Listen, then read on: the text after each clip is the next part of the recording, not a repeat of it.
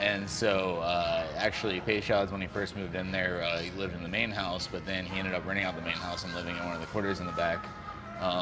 But the guy brought me in, kind of gave me the whole history rundown, and they don't advertise this at all, but he's like, yeah, this was Peshawd's house. You know, we went over, we actually sat at the little bar in the back of the main floor and like had a drink together. And so, you know, that could have been very well where the Sazerac might have started, because That's where he was living. yeah, that's where he was living when he was making Peshawd's bitters, and they used to blend it with brandy back in the day rather than rye whiskey.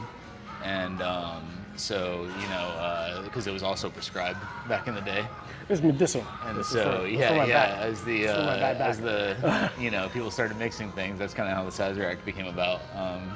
Bitters were used as medicine, brandy was used as medicine. They would merge the two together.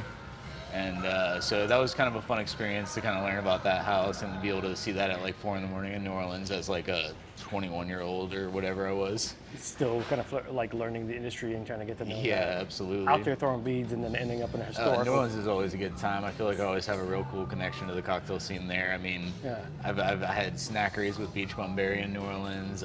You know, I feel like every time I go, something cool happens, and then, you know, it's a very unique town with a lot of history. And